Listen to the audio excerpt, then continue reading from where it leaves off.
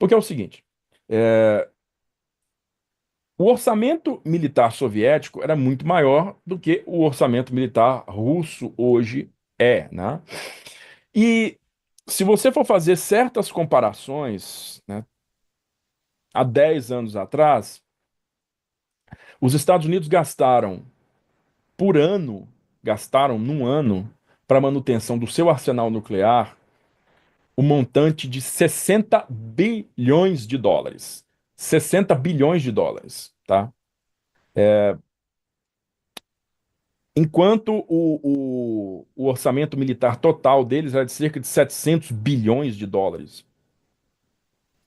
Nesse mesmo ano, naquele mesmo ano, a Rússia gastou 70 bilhões de dólares, não com a manutenção do arsenal nuclear deles, mas com as forças armadas deles. O orçamento de defesa total deles foi 70 bilhões. Tá? Então, aí você imagina quanto desse dinheiro realmente vai para a manutenção do arsenal nuclear russo. Um tipo de arma que doutrinariamente é muito difícil de ser usada, é muito difícil de ser usada. Porque, cara, como é que você vai usar uma bomba atômica? Pra pensar. Você vai usar pra quê uma bomba atômica? Pra quê? Tem utilidade em campo de batalha? Tipo, quebrar a linha soviética, Não, não, quebrar a linha ucraniana, não. atingir a fábrica, não sei o quê. Não, filho, isso é arma estratégica. Estratégica é o seguinte, você vai destruir um centro urbano importante, um tomador de decisão, um grande centro industrial, né, que possui diversas fábricas ali ao redor. Então é uma cidade, tipo Nova York, Chicago, Los Angeles,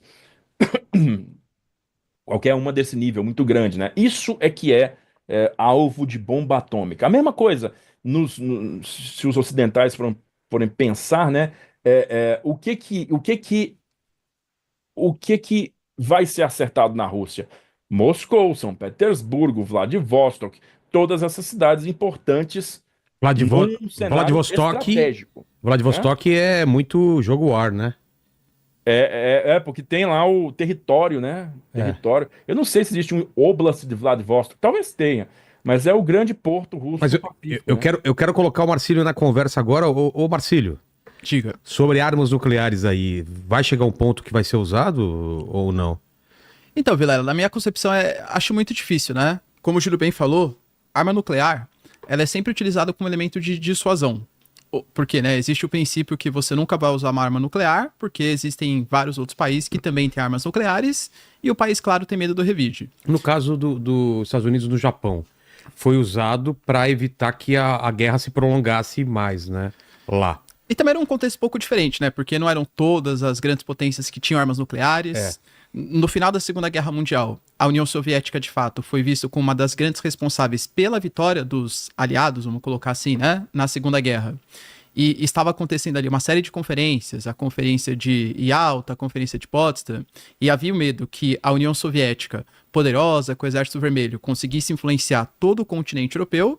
Então, até o uso dessas armas nucleares em um Japão que não tinha ainda sido derrotado na Segunda Guerra Mundial, era uma forma de mostrar para os soviéticos que os americanos também tinham poder, inclusive um hard power, um poder militar, para determinar como seria o futuro da Europa. Tanto que a gente teve, a partir da Conferência de Alta, a separação, né, da parte leste, da parte oeste, e os Estados Unidos mediando ali a Europa Ocidental. Hoje, existem vários outros países que detêm armas nucleares e a Rússia sabe. Vou imaginar que nem seja uma arma nuclear de destruição em massa, uma arma Tá. nuclear tática, por exemplo. Na minha concepção, caso a Rússia tome um tipo de atitude, sei lá, vamos pegar e usar uma arma nuclear tática em, sei lá, Kiev, por exemplo. Nossa. Na Entende? capital. Na capital, por exemplo. O que, que você acha que acontece imediatamente? Na minha concepção, a Rússia ela perde o apoio de todo mundo, inclusive de países como China, Brasil, Verdade, né? que são países que tentam manter uma certa postura de não serão muito, a China principalmente não, né? Mas tenta mostrar uma certa postura de neutralidade. O Brasil, poxa, se a Rússia ela passa essa linha vermelha, todo mundo se volta. Todo mundo, assim, dos países mais relevantes, claro, né? Se voltam contra a Rússia e, com certeza, algum tipo de retaliação nuclear também aconteceria contra os russos.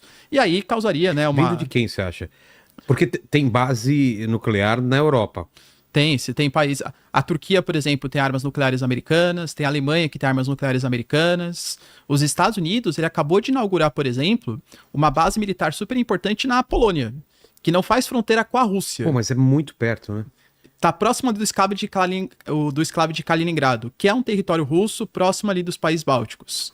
Então, tem na Romênia, por exemplo, a Romênia também tem bases militares da E OTAN. aí da Polônia, por exemplo, poderia soltar de lá, que é mais perto, para chegar. Por exemplo.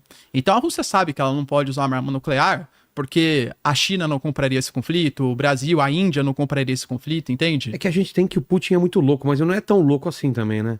Então acho que não louco assim a ponto de comprometer a própria existência do Estado russo, entende? Por isso que eu falei, o Putin ele precisava demonstrar alguma resposta. E aí ele ficou, bom, resposta nuclear eu não posso fazer, porque senão a gente vai ter uma resposta nuclear contra a Rússia. O que eu posso mostrar então que eu não aceito realmente que os mísseis de longo alcance tenham sido cedidos para a Ucrânia? Vou usar aqui um míssil balístico intermediário que demonstra que esse míssil poderia estar sim carregado com armas nucleares, ou seja, eu tenho poder, né, com ogivas nucleares, e que esse míssil, inclusive, pode pegar em vários pontos do território europeu. A gente tem, para você ter uma noção, alguns movimentos já acontecendo no próprio continente europeu. Hoje, o Le Monde, mídia super importante da França, divulgou que França e Reino Unido, o Reino Unido que com certeza é o país europeu que mais auxiliou a Ucrânia, tanto do ponto de vista logístico, financeiro, não tanto quanto a Alemanha, né, mas do ponto de vista assim, estratégico, de apoio mesmo, o Boris Johnson foi o primeiro líder europeu a visitar Kiev, por exemplo.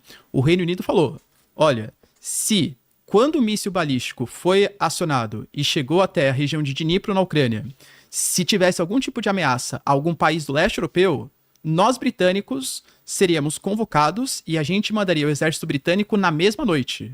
O chefe militar do Reino Unido falou isso. A gente entraria em guerra contra a Rússia. O Macron, há cerca de 3, 4 meses, estava falando também. Eu sou a favor de colocar tropas da OTAN no território da Rússia. Só que aí, claro, a Alemanha não comprou a ideia, os Estados Unidos não comprou a ideia, a Itália não comprou a ideia, acabou não colocando, né?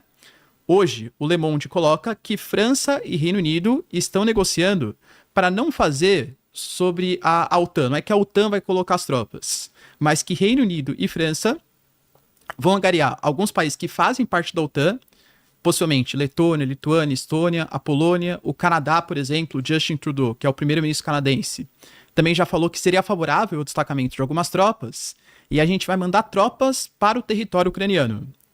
Não penso que seria para ir no ponto de para confrontar exatamente os russos, mas para fazer com que as armas que foram cedidas pelo Ocidente, sejam os Ataque-MS, os Scalp, Storm Shadow, sejam manipulados por esses militares e os militares russos consigam avançar de fato para conseguir brecar o avanço russo na frente de batalha. Então, assim, a situação na Europa está escalando. Eu fiquei bem surpreso mesmo quando eu li que o líder militar britânico colocou que ele poderia entrar em guerra com a Rússia. Teve até uma mídia, o The Telegraph, mídia importante também, né, europeia, colocando que o Reino Unido hoje não teria capacidade para lidar 2 semanas de conflito no leste europeu. A gente tem uma situação que está muito grave na Europa, porque a Europa está passando por um processo de envelhecimento populacional e vem reduzindo o número de adultos. Fora que todos os países europeus, praticamente, pós-década de 90, quando começa a nova ordem mundial e acaba a Guerra Fria, década de 90, era o Boris Yeltsin na Rússia. Um cara todo amigão do Ocidente. Então os países europeus, ficar gastando em gasto militar, vão investir em welfare state, em educação, transporte, saúde e segurança. E assim, os países europeus hoje, eles têm muita tecnologia militar, mas tem pouco inventário, tem pouco equipamento. Então falta capacidade militar. A Alemanha, por exemplo, anunciou, a Alemanha que é a maior potência econômica da Europa, uma reformulação na política de convocação de militares, porque falta interesse dos jovens hoje em servirem ao exército, os poucos que ainda restam, né, no continente europeu, e faltam recursos também. Então a Europa tem muita tecnologia, mas tem pouca capacidade de eventualmente entrar no conflito. A Polônia já aumentou o gasto militar, a Alemanha está aumentando o gasto militar, só que demora um pouco, né, para você conseguir se revitalizar.